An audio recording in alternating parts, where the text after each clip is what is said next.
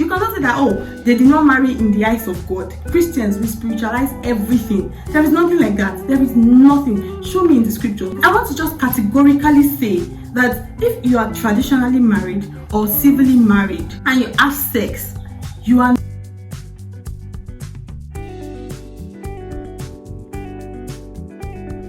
What's up, you guys? Welcome back to my channel. Thank you so much for being here, and if you're new, welcome. My name is Mibi Afalabi, and on this channel I talk about faith, marriage, motherhood, lifestyle, and all of that good stuff. If that is anything you're interested in, please do well to click the subscribe button, turn on post notifications so you know when I post a new video. And to all my returning subscribers, thank you so much for being here. I love you guys so much.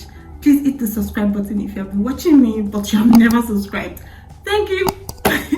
So in today's video, I'm talking about something very interesting. I was actually going through my channel to see if I've ever talked about this, but I didn't see any definite video, and I thought, okay, let me just talk about it because I saw a video that just provoked this thought in my head. So I thought, this is a good thing to talk about, so let's talk about it. And it is, when is it appropriate or when is the right time for Christian couples to have sex in marriage? When are they licensed to have sex? And it will be sex in marriage and not fornication in the eyes of God, right? So that is what we are talking about in this video, and if that interests you in any way, stick around. And without further ado, let's jump right into the video. So as you guys can already tell, this topic is actually a very controversial topic, and it just gives me a headache, or it just makes my heart ache to know that people are actually going back and forth on this topic. Like, we cannot seem to get to a consensus to say, oh, okay, this is what is right, especially in the Christian community. And obviously I'm going to be tackling this issue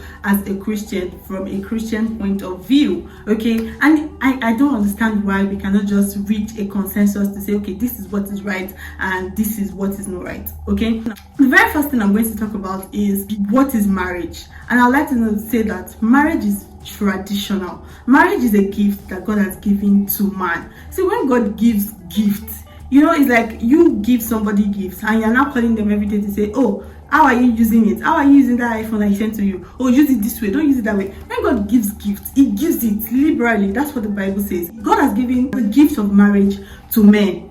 He gave it to us, right? And marriage is very traditional. Marriage is not Christian, right? That is why non-Christians can get married. Anybody can get married, whether you're a Christian, you're not a Christian, whether you believe there is God or there is no God. The same way the Bible says that he let the sun shine on both good and evil, on both the good and evil. He gives rain to everybody, all of us. It does not say, oh, these are my people, so let rain fall here, and these ones don't believe in me, so they can die in sun. God doesn't do that. When he gave the gift of marriage to men, he gave it to all of us, everybody. So that is the first thing we need to know, that God has given marriage to man. And number two is that marriage is traditional. So we are going to go way back into scriptures, like and when I say scriptures, I mean Genesis to Malachi, right?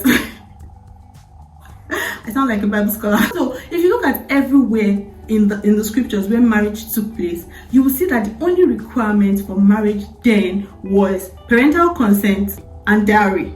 Those are the only things, because there are sometimes that the father of the woman will give the woman the bride to the man's family, to say, okay, this is my daughter. There were a lot of arranged marriages. The two parties, that's the intending husband, no, not even intending husband to be and wife to be, they might not even know each other. They've never even heard about each other since the day they were born. The first time they will literally be seeing the person that they are going to spend the rest of their lives with is the day they are going to get married. So that is to tell you that the only requirement then was parental consent and dowry, and that is what traditions, right? It is now when you now go into the New Testament, in the epistles, where, you know, we now have further explanations or requirements as to how we should conduct marriage as a Christian. So that is when the Bible will now say in 1 Corinthians or 2 Corinthians, that you should not be unequally yoked with unbelievers. So that is another requirement for you as a child of God, for you as a Christian, is that do not be unequally yoked. If you are going to marry within the household of faith. Marry a Christian. Paul was just trying to give us, you know, guidelines to how you can have a peaceful marriage. Husband, love your wife. Wives, submit to your husbands. You know, these are things that when you conduct, when you live your lives by them, when you set your marriage according to all of these laid down principles, you are sure to have a successful, peaceful marriage, right? So we can say that now we have, and because times are relaxed, we don't have so much of matchmaking like we had in those days, or so much of imposition to say this is the person you're marrying, or this is the family you must marry into. So now it is boy meets girl, boy likes girl, girl likes boy. Then we now go to our parents. Now we need parental consent. Then now you need to pay dowry depending on the culture and tradition. Then also now marry within your household of faith. You get? We can say that those are the 3 or 4 basic requirements for marriage. And because I said that God has given marriage to men, as Christians, we like to over spiritualize everything. That is why even me, I say it, Christian marriage, godly marriage. If you look at the scripture, there is nothing like that. There is no Christian marriage. There is no marriage is marriage. Marriage is marriage. It's just that you as a Christian live your marriage, conduct your marriage like this, right? So that's why you have people that will say that, oh, it's only civil wedding that they want to do. Civil wedding is when you go to court for the courts to join you. That is the law joining you. The law of the land you stay is joining you as husband and wife. When you go there, you are married. Marriage is marriage. It's so painful. Like, marriage is marriage, you guys. There is nothing like marrying in the eyes of God. In the eyes of God, you are married. If two people come together to say that, guys, it was just literally yesterday. I was telling my husband that if I was marrying today, all those money that I spent on my marriage, or my wedding rather, like, I would legit not. That is why you see people, especially in the Western world, they will just say, oh, let's get married, and maybe they've been planning the wedding, things are not going the way they want. They will just say, okay, let's get married this afternoon. They'll go to the courthouse, and that is it. They are married. You cannot say that, oh, they did not marry in the eyes of God. Christians, we spiritualize everything. There is nothing like that. There is nothing. Show me in the scriptures, show me in the Bible where it says the marriage in the sight of God is where you do church wedding. If you marry in court, you are married. If you marry traditionally, I'm a lawyer. There are types of marriages. There is the civil wedding, civil marriage, customary marriage. Those are the two. There's no church wedding in the eyes of the law. It's you that you're putting unnecessary things on your head. Like, there is nothing like that. Even in the Constitution, there is nothing like that. So you marry in court, you're married. In the eyes of the law, in the eyes of God, in your own heart, right? If you choose to marry traditionally, that is, you choose to do things according to your traditional customs and tradition, you are married. Dowry has been exchanged. You are married. There is parental consent. They have given you their blessings. You are married. And if you say, okay, now you want to marry, you want to marry in the sight of God, guys, we need to remember that the white wedding is not even our culture. It is a Western culture. How we just like to take everything that the Western people do and say, oh, this is how it should be done because they do it. No, we borrowed it. It is a borrowed tradition. It is not ours. And the fact that we have now made it look like, oh, it has to be done, does not mean that it is the way. It does not mean that it is the truth. Like, if it is not done this way, then you have deviated from everything that God stands for, or everything that the law stands for, or everything that you stand for as a Christian. Do you get? So if you choose to do a white wedding, you didn't even do traditional wedding, you didn't do court wedding, you just want the white wedding, that's fine. And also note that if you're going to do a church wedding, you have to be getting married in a licensed place of worship. Otherwise, that paper that they will give you to say, oh, this is your marriage certificate, is null and void. You just find out that, God forbid, maybe your husband gets married 10 years after, and you're trying to say, oh, you're the wife. In the sight of law, you go to court. In the sight of law, you're not married, because that wedding certificate is null and void. It is not recognizable by the law. It is not recognized by the law. It is not recognizable. Choose one. It is not recognized by the law. So they will say you were never married. So take note. There are some churches that they have license to marry you, but it has to be renewed. I can't remember the number of years, how many years they have to renew their license, so that every wedding certificate that comes out of that church is recognized by law. And there are some churches, maybe all these new churches that they just start today or yesterday, they are not even recognized by law. If they give you a wedding certificate, that's on your own. They just gave you paper. Nothing, especially if you are even living abroad and the government is asking you for a marriage certificate and you're presenting that, they will say, well, how? You're not married. Do you get? Your church is a licensed place of worship, recognized by law. It doesn't mean that your marriage is superior to me that did the civil wedding. Do you get? We are all wedded. We are all married in the eyes of God, in the eyes of the law. married people. Your marital status is not more than mine because you got married in church and I got married in the courts. Do you guys get it? So I'll give you a typical example of what happened to us, because this actually happened to us. It actually happened to us. So my husband and I got married civilly in the court on the 2nd of January 2020. Is it 2020? Yeah, 2020. 2nd of January 2020, and that is my wedding anniversary. That is what we have chosen to celebrate. So come January 2nd, 2024, we are 4 years married, right? But the reason why we got married in court was because I was processing to travel. He lives in South Africa, I lived in Nigeria, and I needed my marriage certificate to be able to get the kind of visa that I wanted to get. So I needed marriage certificate. So we thought, let's just do the civil wedding. Of course, our parents already agreed. We already did the introduction ceremony. I think like 4 days before we did the introduction ceremony. Back in the day, that introduction ceremony, because Yorubas, we like paparazzi. Like, it was a lot. They brought gifts, they brought everything. We had MC. It was a big, normal, traditional wedding. The only thing that was missing is that they did not bring the 42 tubers of yam and they didn't exchange dowry. That was the only thing that was different, right? We had our civil wedding, and when the person that conducted the marriage when she finished, she said that if there comes a time that I no longer wish to take this man as my husband, I have to come to the court for a divorce. The court has to grant us a divorce. If he no longer wants me as his wife, he has to come to the court for a divorce, right? It was even then that it dawned on me, like, for real, I'm married like that, just like that. I think it was a Wednesday or a Thursday, I can't remember. But I remember, I think it was the following day. No, let me not jump the gun. And that was it.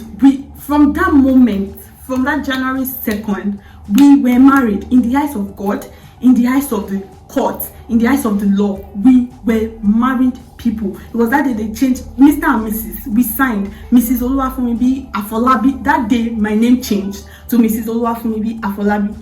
That day, that minute, I was married, right? We had everybody there. My parents were there, his parents, my siblings, his siblings, our pastor, like everybody was there.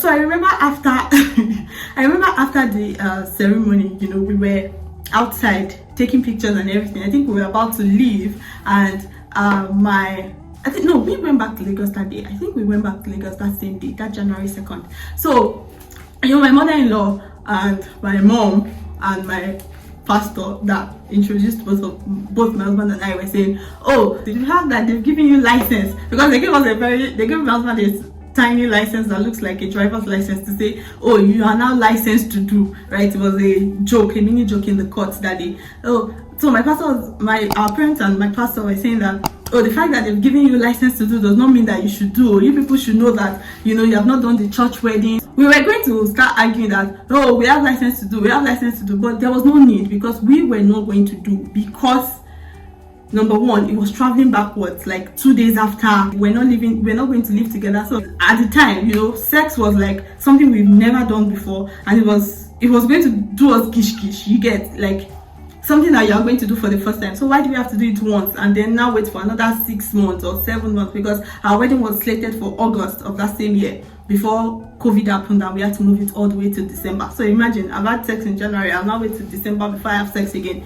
Like, we were not going to involve in the act. But from that day, we started staying together.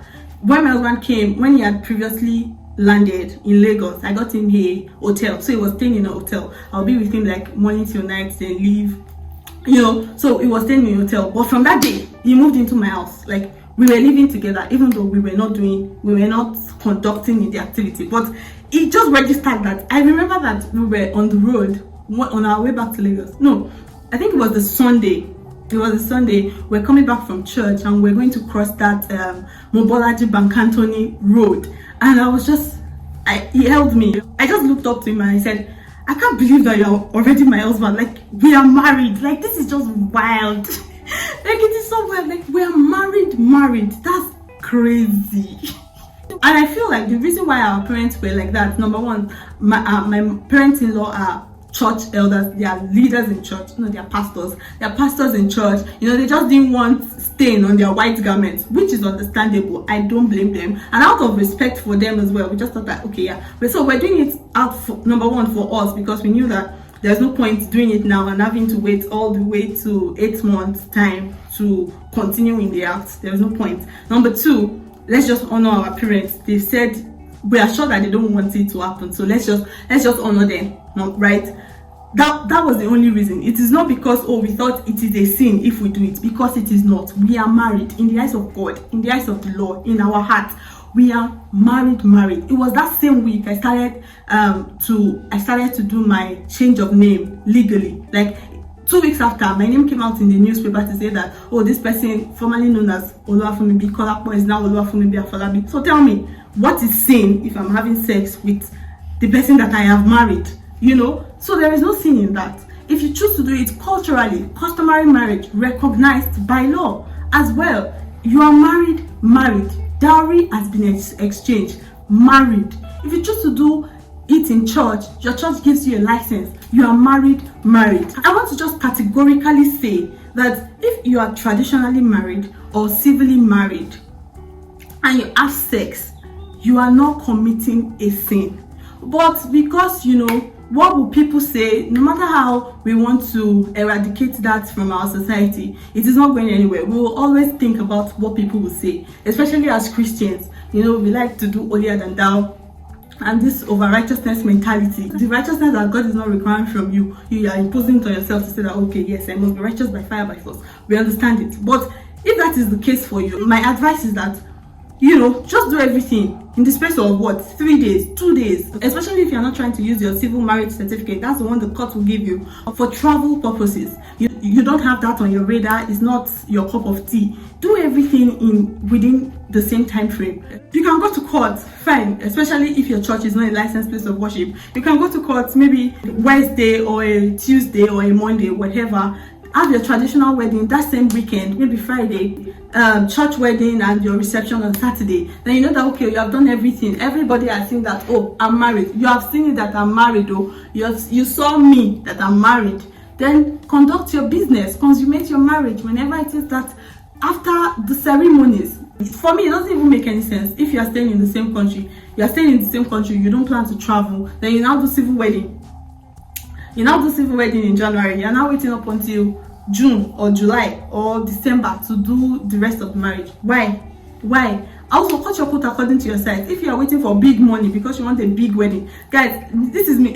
And my husband was saying it yesterday when I told him that, if I was getting married today, that money that I spent, I wouldn't have spent it. And he's like, yeah, that's what all of them say. Like, all of you guys, you say the same thing. After you have spent the money, you'll be like, if I wish I did not spend that money, But me, I'm telling you now, if you're waiting for, maybe you are waiting for a money to come, maybe 10 million naira, you're waiting on that money to plan your wedding. My dear, necessary. It is not necessary. Do the best that you can. Wear the most beautiful dresses.